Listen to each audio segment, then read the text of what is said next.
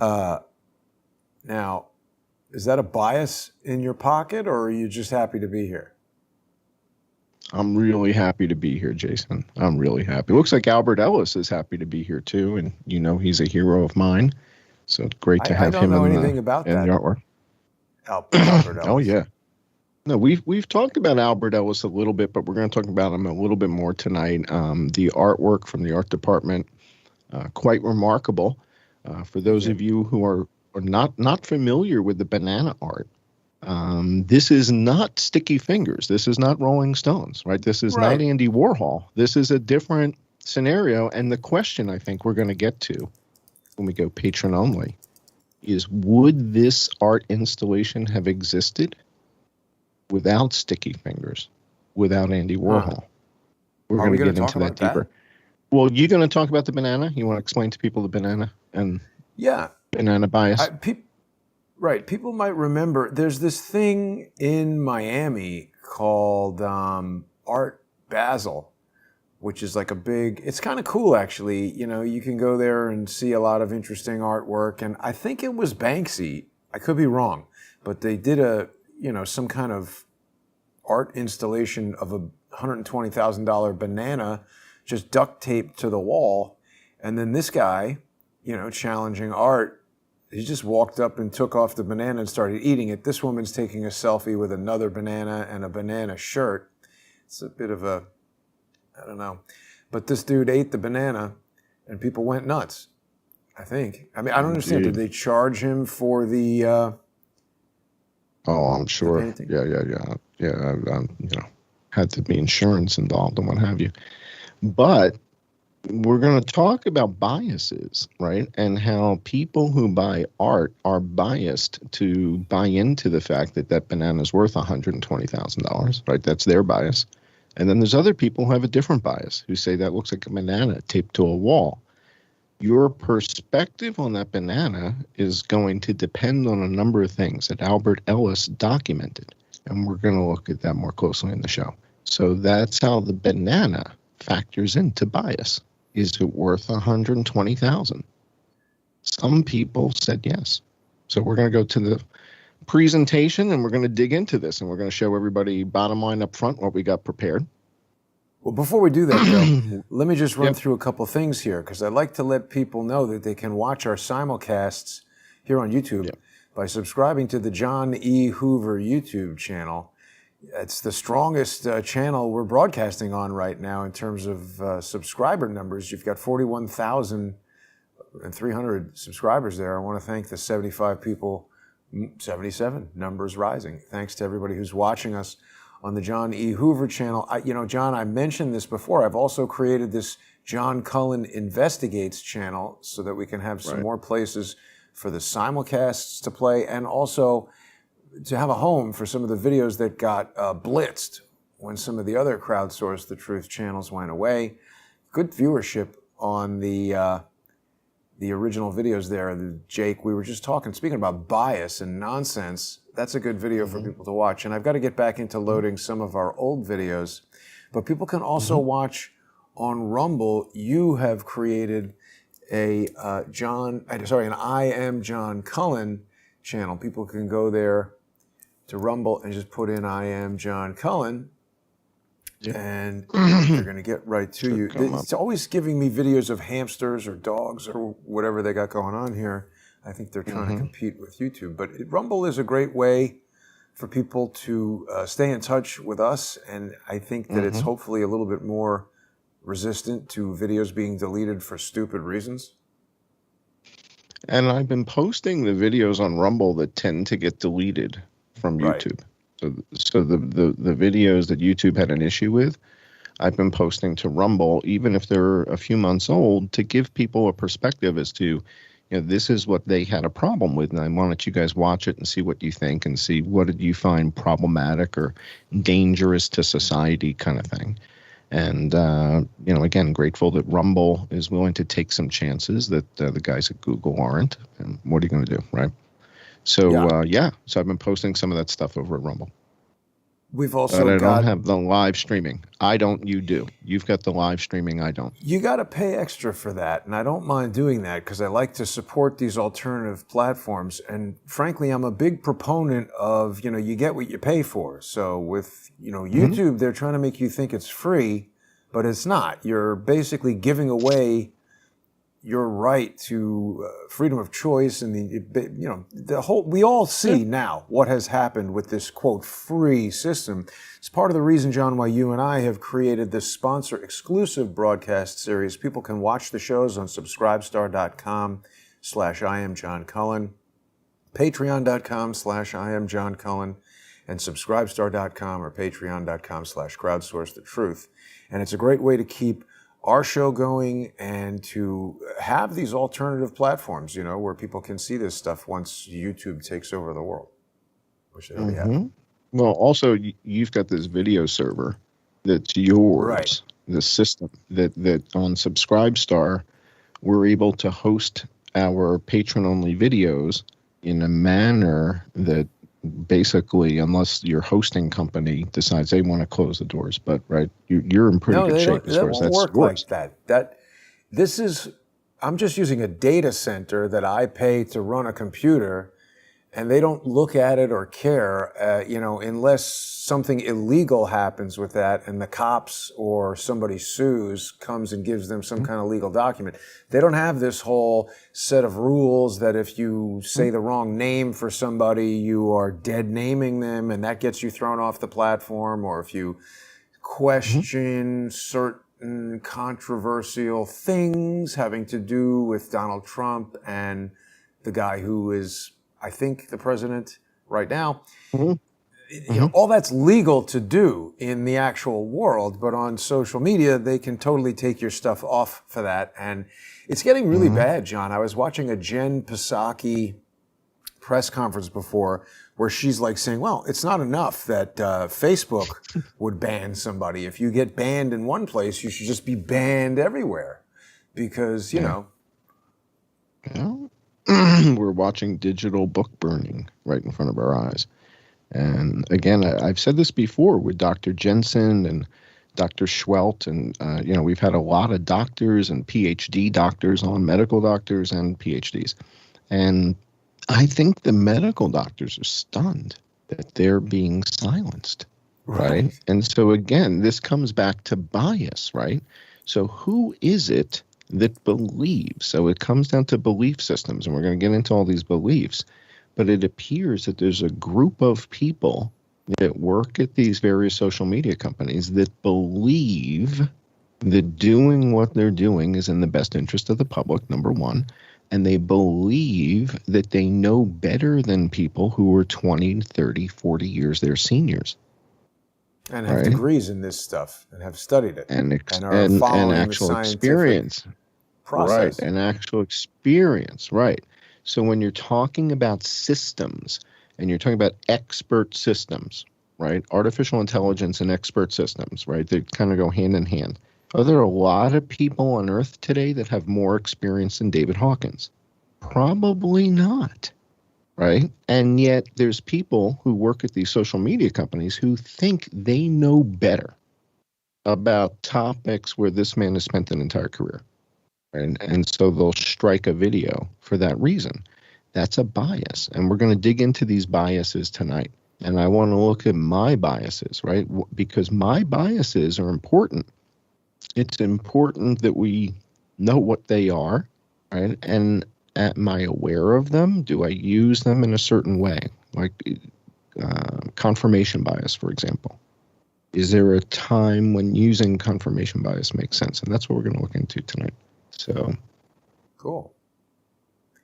Yeah, that's good. I mean, one thing I might differ on is that I'm not sure that these people necessarily think that it's better for society what they're doing. I think they believe they should be in charge and that other people who challenge them should not have the opportunity to challenge them. And since they have the opportunity to, rather than debating somebody and letting the stronger idea win, which, by the way, is the nature of science, whatever you're doing. When I was in the 3D business, there were sort of two fundamentally different ways of shooting 3D. And I was a big proponent of one way at first because of major deficiencies I saw with the other way. But then I discovered a new optical element that dramatically improved the alternative method, and I switched my approach. And by introducing this new optical element, I really improved 3D cinematography. So this concept that science is fixed and we're stopping here, no more advancements, no more debates, no more questioning, that makes no sense. No, and so all of these beliefs, so the word belief and the word bias are just about synonyms. They're really close. And that's what we're going to learn from Albert Ellis, is that our beliefs basically form our biases.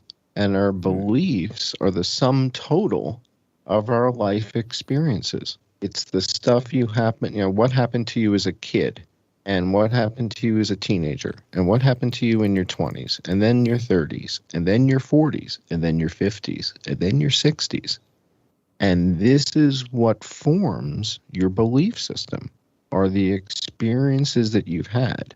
And what makes it remarkable is that there's really no two people on earth that have had the same life experiences except for Siamese twins, and even they're having sex with two other guys at the same time. So they're not having the same life experience. Yeah, well, that you know that, right? Either female or gay, or no, so we don't want to. There's a female Siamese twin pair that married two guys.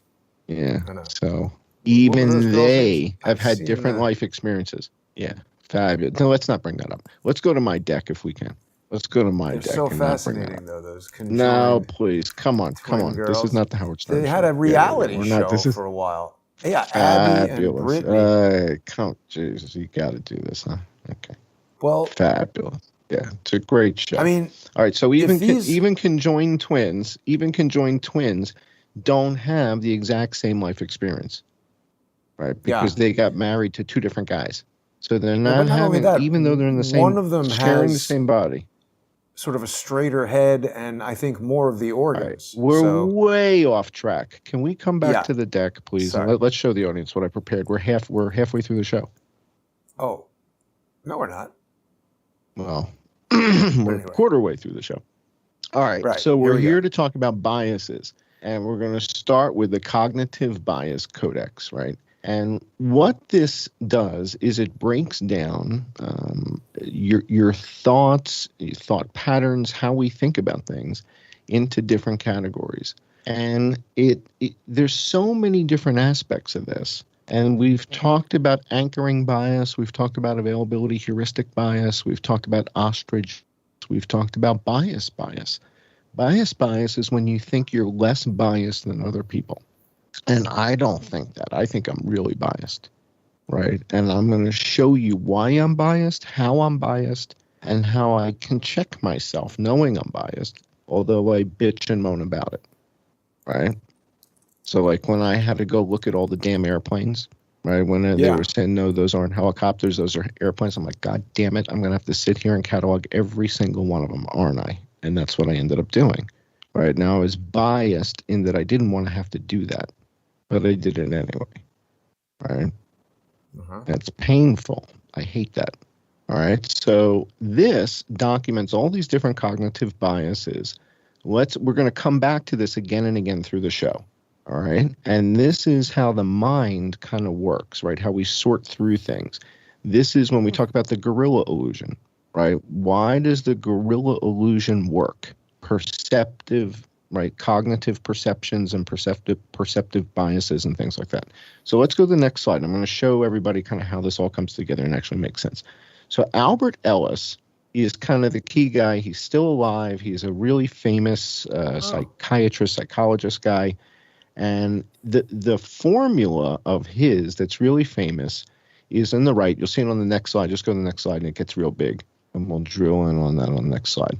And we're going to use it to oversimplify the problem. Now, last week we talked about the oversimplification of America's problems. Right? This is a segment of the show that everybody really liked. Let's go back up one slide and just show everybody the title of the segment. The oversimplification of America's problem. Last week we talked about the fishing rods. and how Too much America fish. can't build a fishing kit. Well, America can't build a fishing rod for $25 and sell it at retail. And then we talked about, well, once we catch the fish, whose fish is it? Well, the next question is, well, what is your fish bias? What do you mean? So Jason, okay, well, when this guy holds up this fish, your perception of that fish versus my perception of that fish, you look at that and say, I prefer salmon. okay. I look at that and say, that's a reasonable size largemouth bass. Seems big Somebody, for me. okay, now somebody from Arkansas looks at that and says, you call that a bass? That's I a didn't even know it was a bass. Okay. So different people have different biases looking at the same thing. Some people, okay, are you familiar with a town on Long Island called Roslyn? Are you familiar with Roslyn? You've heard of Roslyn? Yeah, Okay. I've been there. So some women from Roslyn would look at that and say, ew. That Why would be Roslyn? their bias. I'm just, picking a place where women would look at that and go, ew, right? So that would be a bias that you would kind of expect from a certain group of people that live in a certain town to look at the fish and go, ew, It's a good I don't point, have though, to because touch that. a lot of people are biased against fish, possibly because at a young age they had a particular type of fish with a strong smell, and then they think every fish stinks, and they don't want it. Now you show this to a family in Ethiopia, and they're like, hungry. "Are you kidding me?" Yeah, they're like, "That's that's a meal for a week." All right, so let's go to the next slide. It's kind of big. It looks bigger than a fish. Well, he's holding it up in front of the camera. Now, what is your dog bias? Different people have different biases about dogs. Once bitten, twice shy. Right? Now, some people look at the little dog on the right and go, oh, it's so cute. Oh, my God. And some people look at that same dog and go, are you kidding me? I can't kick it far enough. Different people have different biases. Annoying, but I like those little Yorkies. Okay, They're nice. so that's your bias. I don't particularly care for little dogs. Now you look at the big dog on the left, the Rottweiler, and some people look at that and they're like, and they get terrified, right? And I look at that dog and all I want to do is get a tennis ball and play, right? So that's my bias towards big dogs. Yeah. I'm biased towards them. But if you're once bitten, I expect you to be twice shy, right? If you've had 4 freaking lawsuits in the last 3 years, I'd expect you to be, well, you know what I'm saying, right? So it's all based on what have your experiences been. My experiences with Rottweilers have been amazing. Incredible dogs. Bright, fun, affectionate, smart, playful, loyal, great dogs. Just the food bill from that dog and the cleaning up. I was friends with a little Yorkie named Rico, who was a sweet little dog, but this haircut on this other Yorkie is annoying as hell. I couldn't deal with that. All right, so these are our biases, and this is okay. In other words, I want everybody to kind of embrace your bias. It's okay. It doesn't mean you're a bigot. What is this? It just means God only knows. Is this dog with the tiara? No. That doesn't go. If you're from the South, you're just going to clip that off, put a little fishing hook in it. And that dog is living in Roslyn. I'd catch a trout with that. That's a fly from where I come from. All right, so let's go to the next slide. Slide. All right, so now we get into the serious stuff. So now what is the Johnny Hoover channel bias? When somebody looks at my channel, what is the bias from the outside? Because I certainly have a bias as to what I think I'm trying to portray. And yet when I read the comments, half the time I'm doing the face in the palm thing because I'm reading this stuff. I'm like, really? You guys still don't get what I'm trying to communicate here. You don't understand what I'm trying to say.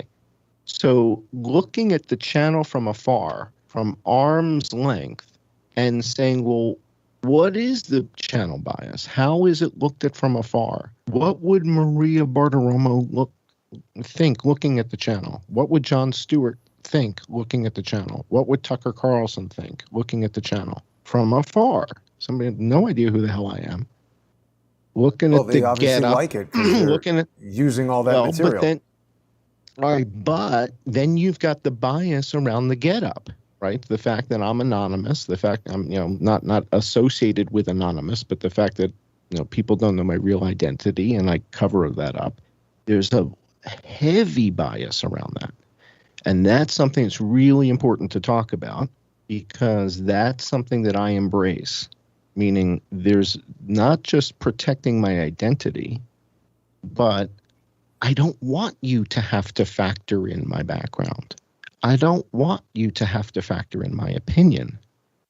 I don't want you to have to factor in my assessment.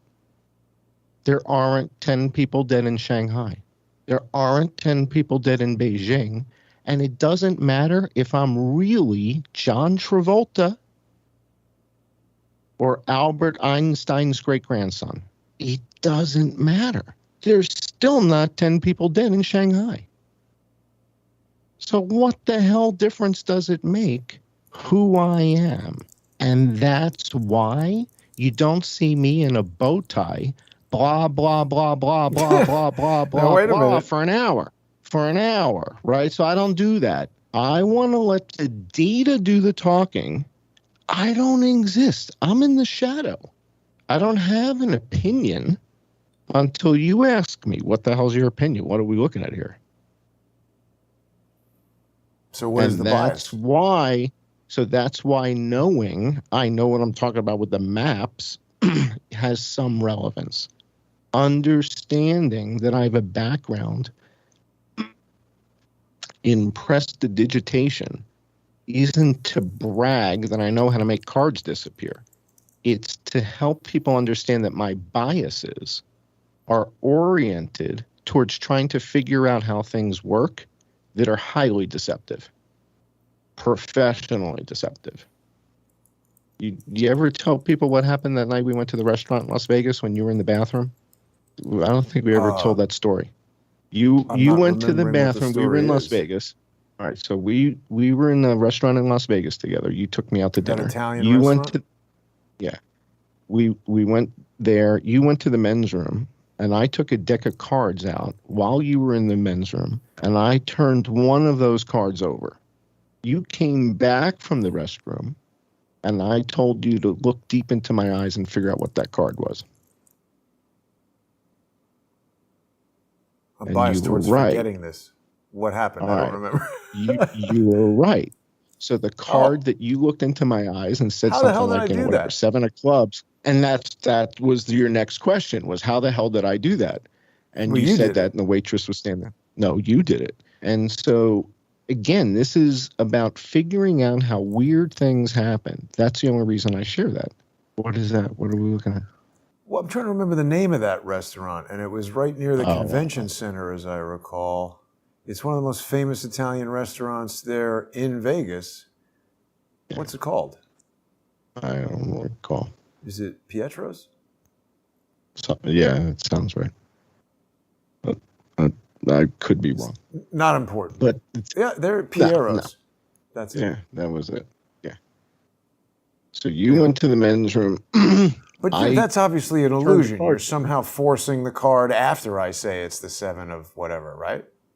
So the point is it's about deception, right? And when you've studied this stuff for 50 years, you know, at some point it ingrained in you. And so when I'm looking at something like this coronavirus outbreak, or we're looking at the Las Vegas shooting scenario, I'm looking at it from a perspective that most people haven't spent 50 years reading the books that I've read on deception. Right? And so my biases and my life experience shapes my work. And that's why it's somewhat relevant. But that's it. That's as far as we go. All right. I know magic. I know databases. I know maps. It's about it. That's as deep as we go. And guns. All right. So we had a good time. And I know a little bit. A lot of people in the comments, John, are mentioning that any new viewers who haven't seen your work on Las Vegas should definitely get over to the John E. Hoover YouTube channel and scroll back in the timeline and watch some of that stuff, because We've done a lot of great videos. Also, this trip to the Hoover Dam, and there's a lot of good stuff we did there. Yeah. I think a lot of people were accusing you and me of draining the dam accidentally. Do you remember when we walked over the dam? Do you remember when we walked over? So we actually walked over the dam, and there was like this really, there was that really Art Deco looking brass bathroom area. And you remember there was a button, and it said, under no circumstances should you press this. Well, I don't remember. I thought it was a joke. I thought that was a joke. So, all right, let's go to the next slide. All right, so what is my bias about my channel? What is it that I think I'm communicating, right? So this is what I think I'm doing. I could be wrong. And this is the part that kind of baffles me, is when people make comments and they're asking questions. And I'm like, I thought that's what all my videos were about. Okay. So I believe my channel's bias when it comes to the coronavirus outbreak in the last year and a half of videos we've been doing has been focusing on the influenza outbreak, right? Oh, well, that's true. And the fact that more than 500,000 people have died from influenza, and that when we really take a close, hard look at the coronavirus outbreak, there's not that many people that have actually died from SARS-CoV-2 in places like Beijing and Shanghai and Taiwan and Thailand and Korea, and that the influenza outbreak and the Taubenberger and the Breivik mission, that is really the story. And that the number of deaths that they've been hiding with this influenza burden nonsense has been obfuscating the real numbers for over 10 years. So that's my bias. My bias is the data shows me that's what's been happening. So that's why I get biased towards that, because towards facts. Biased towards facts. The facts drive my bat. Right. So in other words, if you keep seeing data, it keeps confirming the same thing. In other words, same thing with Vegas. We keep looking at more and more footage, and you don't see any gunfire coming from 135. So after you watch 20, 30 clips from different camera phones, you start to get biased, and you start to think, well, wait a second.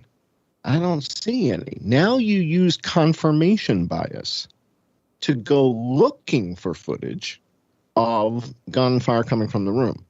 All right, so now you're looking for it to say, is it or isn't it? And that's how confirmation bias factors in. All right, let's go to the next slide. All right, so that's, again, our map, right? So that's just sort of our keystone. Now let's go to the next slide. All right, so how do the biases factor in? Last week, we talked about Koch and the postulates, right? We talked about Koch's postulates. Yeah, I think so. I took my inspiration from your thumbnail work. This may be the best thumbnail I've ever done. It's good. I was looking at what you do, and I was like, this kind of sucks, but it's the best I can do. All right, so I did this video. This week called Koch and the postulates, and what we're looking at in this video is this notion. A lot of people have been saying Koch's postulates weren't met. They didn't meet Koch's postulates, right? But is that, wait a minute, I have a question about bias. Is that a lot of people went and researched it and came to that conclusion, or they just watched Andrew Kaufman videos and decided, well, that guy looks good and sounds smart? That's a great question. Well, so that's where we're going to peel the onion. That's exactly the question. So we now have to peel the onion and say, well, where's everybody getting this stuff from? Why do people think this? I think there is a bias that exists, John, where, and this is kind of a normal reaction. I think there's enough people who say, hey, wait a minute. I don't know what the truth is, but I know that's a lie. I know the news is lying for whatever kind of, tangible reason. And so then therefore, I think there are many people who have a bias towards basically believing anything that contradicts what they know is a lie. Absolutely. And it drives me crazy. Yeah, me too. You see so I'm very active in the comments in my videos. And oftentimes you'll see me telling people, you need to be discerning. Yeah.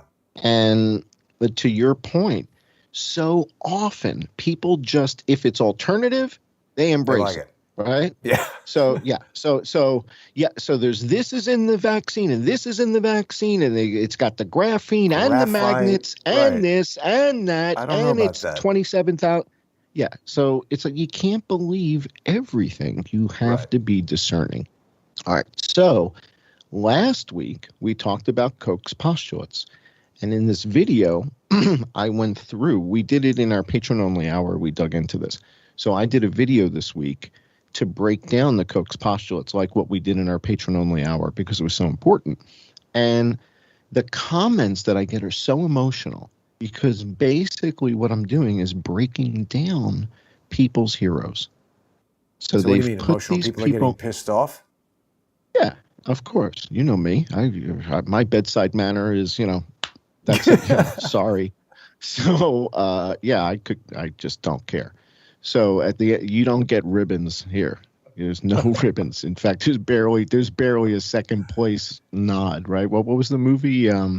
First Glengarry Glen prize is a Ross Cadillac. is a Second prize Cadillac. is a set Second of place steak knives. steak knives. Third prize is you're Exactly. fired.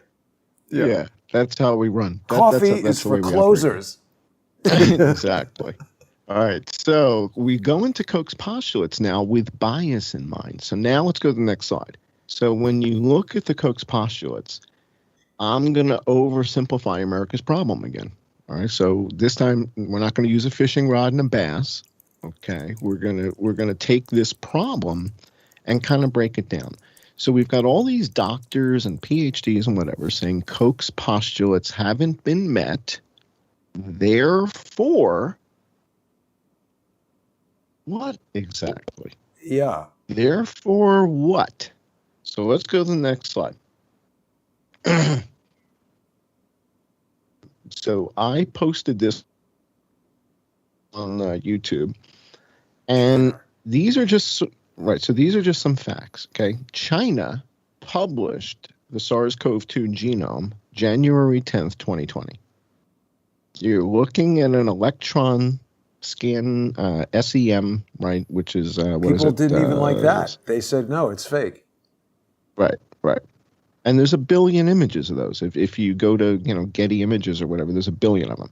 All right. So when people say it doesn't exist, when we have the genome, we're looking at it under the microscope.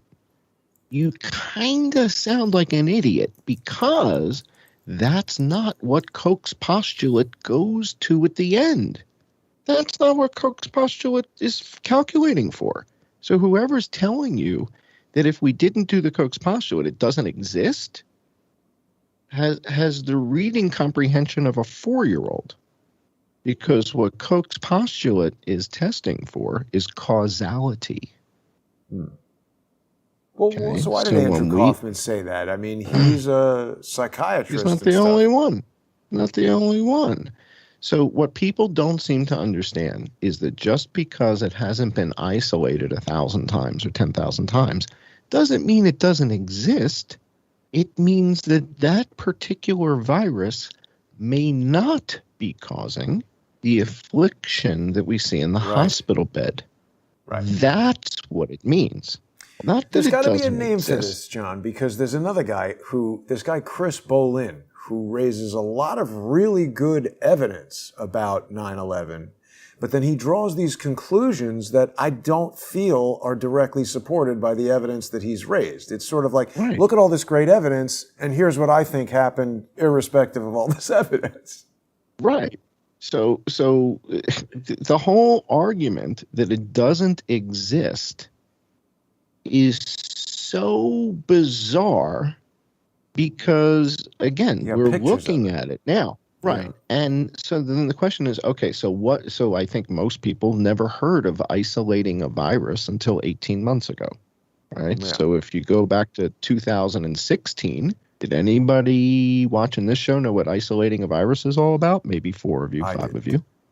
Never heard. Yeah, nothing. In fact, I didn't know for my whole lifetime what it was I was getting sick with every year when I got the fever and was in bed and sweating with 102 fever. I didn't know that was influenza.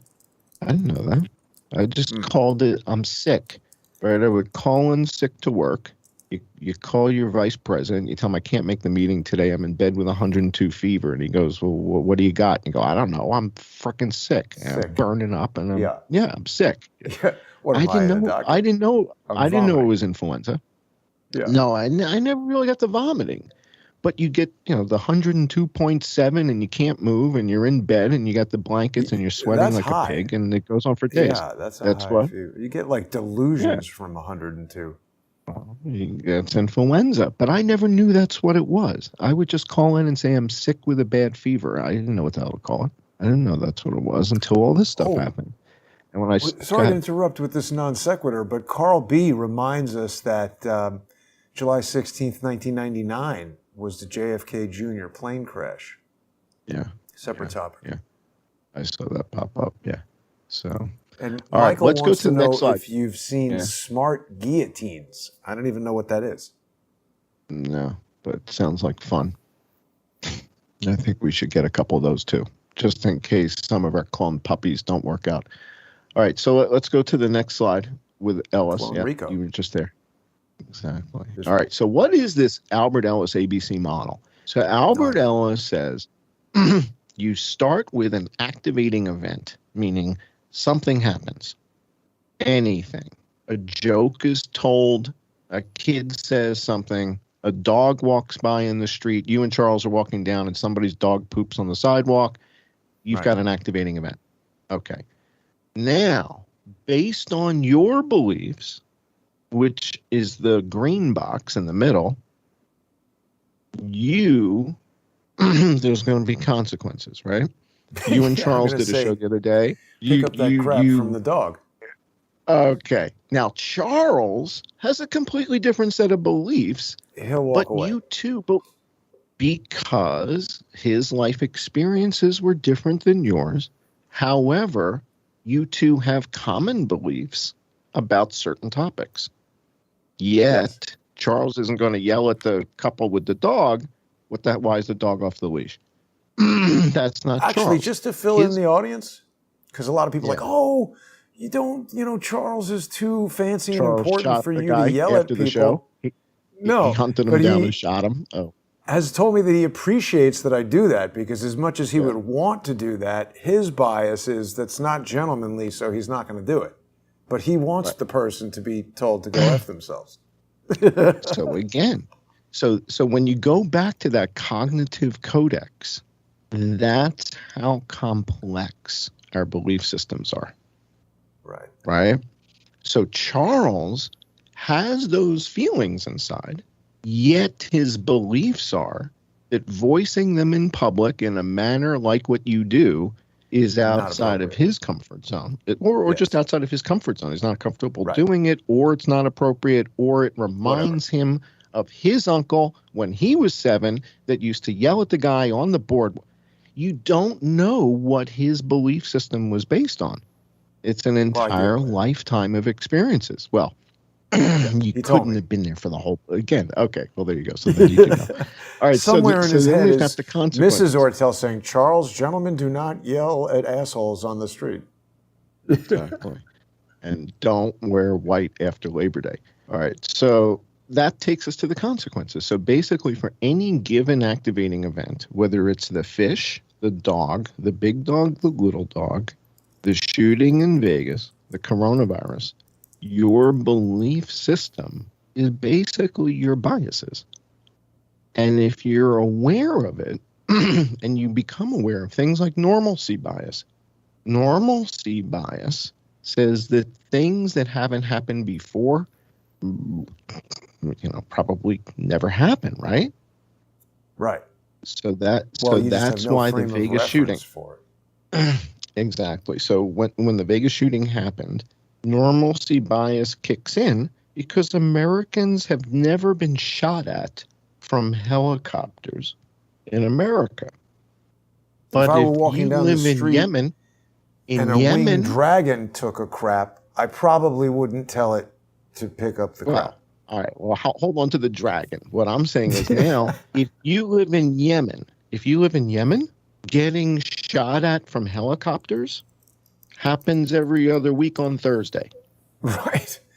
Okay, You might have so a tunnel your built to go bias. So into. as soon as you hear something, you're heading for the thing. Whereas, if Yeah. you're in Las Vegas, you're like, "What? There's helicopters shooting at people? What are you talking about?" Your bias and your perspectives are different based on your life experiences. If you grew up in Yemen, you know what it sounds like when helicopters come and the miniguns are going. All right, so let's take this ABC model, the activating event and the beliefs, and let's apply it to the next slide.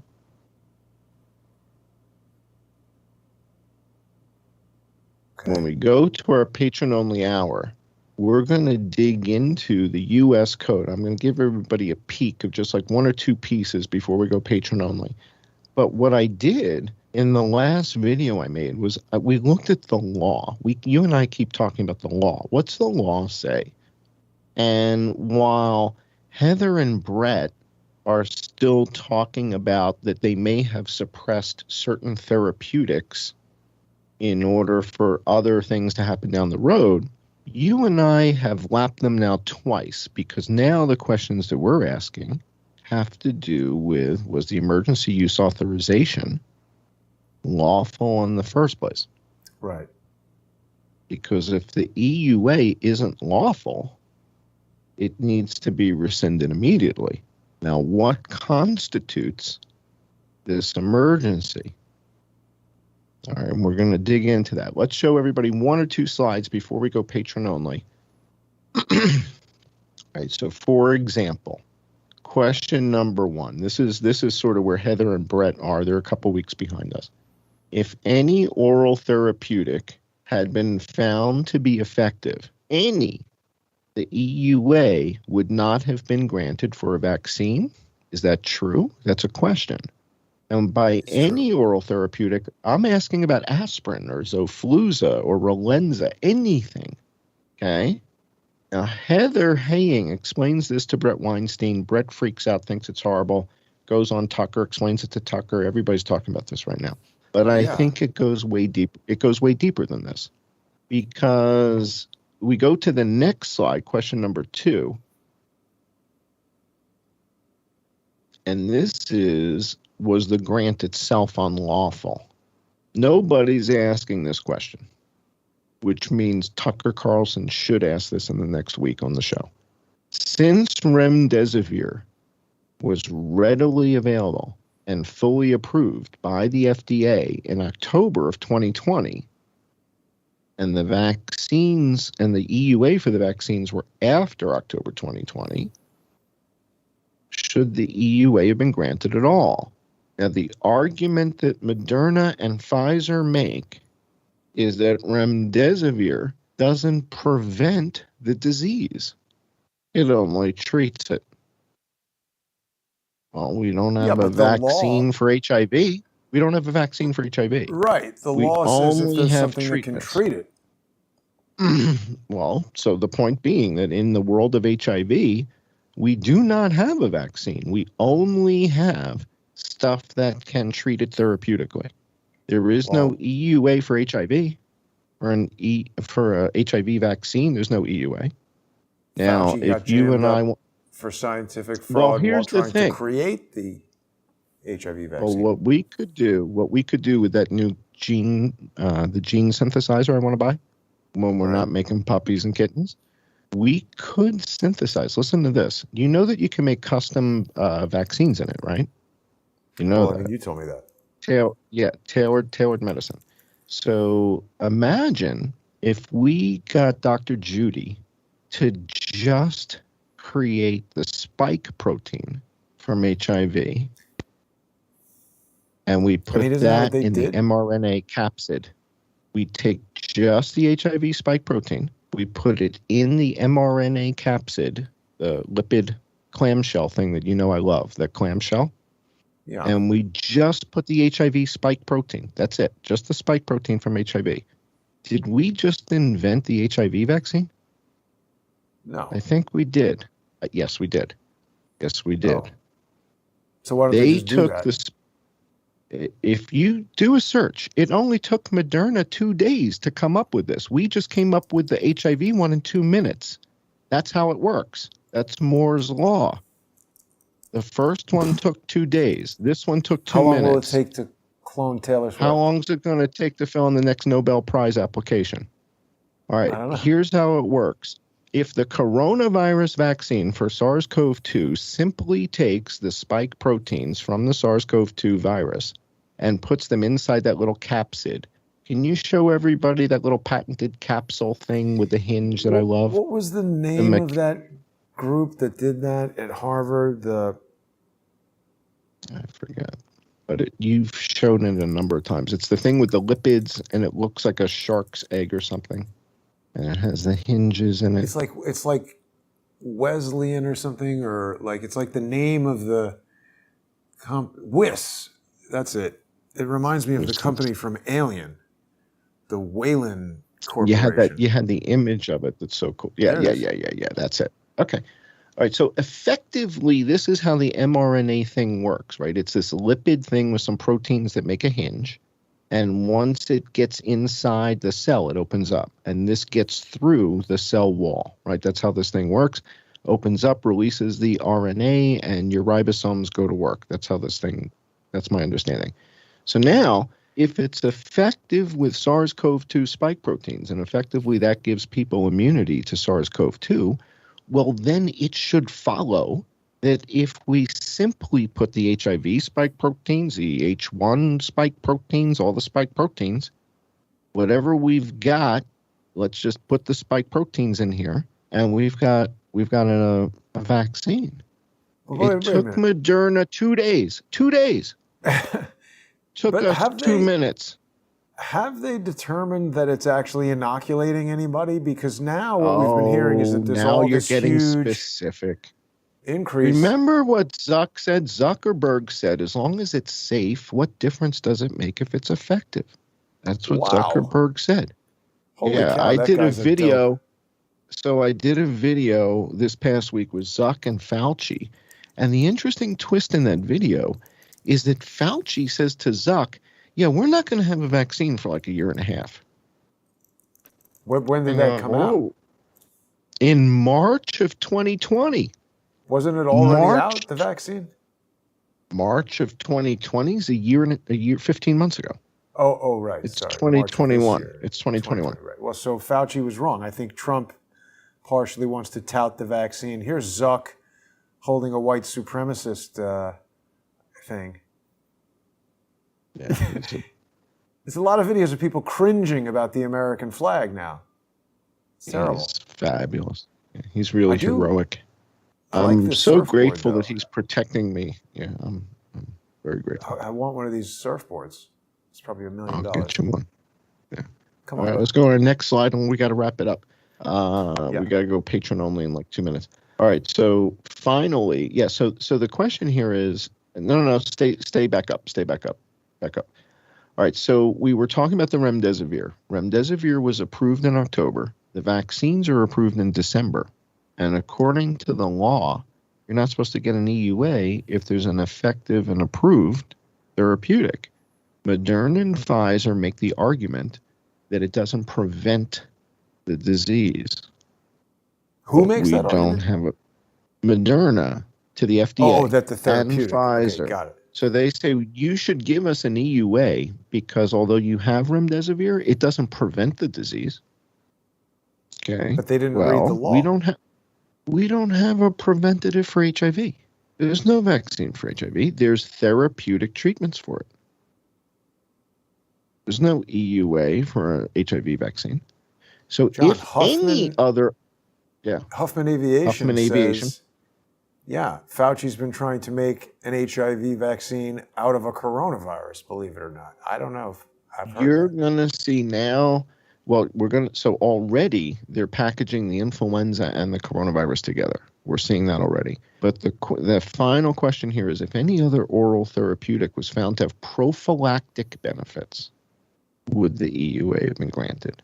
So in other words, if they said, oh, you know what? If you take aspirin every other day, for some reason you don't get it. And what the hell do we need a vaccine for? So if any other oral therapeutic, hypothetically speaking, had been found to have prophylactic benefits, So if they said, oh my gosh, all you need to do is take amoxicillin once a week and you won't get this thing. Or what if it had been something like an antiviral? What if they had said Relenza, right, which is an antiviral, or Tamiflu, or Zofluza? And then if you take it, you're not going to get it. There you go. Moderna's next act is flu, Zika virus, HIV. Absolutely. All we need is a spike protein, and it's the same package. That little clamshell thing is like the FedEx thing. Yeah. $100 billion market cap. Yep. And where is this from? I'm bullish on the technology. I just feel like using it for respiratory infections that haven't killed 10 people in Shanghai and Beijing is a little bit of overkill. That's my opinion. That's my bias. I could be wrong, right? This guy looks like the villain from Despicable Me. He does. So my bias, just to be real clear as we wrap up, because we have to go Patreon only, but I want the audience to understand that my bias says if there's less than 300 children of school age from 5 to 18 that have died, I'm not sure I understand the strategy of vaccinating millions of children if the same number of kids died in the same time period from influenza. So that's my bias. You may disagree with it. You may think it's callous, but it's important that you know where I'm coming from. So when we go patron only, we're going to dig in deeper. We're going to look at the law, the U.S. code, and we're going to explore what does it take to end an EUA? When is it over? Does it end? And what does it look like when it ends? And we're going to explore that when we go patron only. Second Wind is saying that remdesivir was discontinued in a trial in Africa because it was killing people. Well, the WHO doesn't recommend it at all. So the World Health Organization recommends against it entirely, yet it's the only FDA-approved therapeutic. So but is there's that a contradiction there. Tedros wants to corner the market on killing people in Africa, and he doesn't want anybody cutting in on his territory? He's running again for another round. So he's going for 5 more years.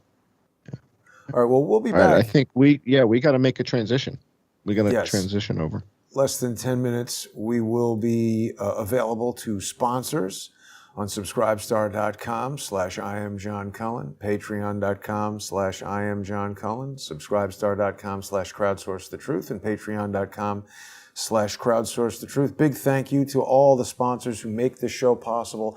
If you're not a sponsor, but you enjoy watching the show every week, become a sponsor, because we can't stay here without you.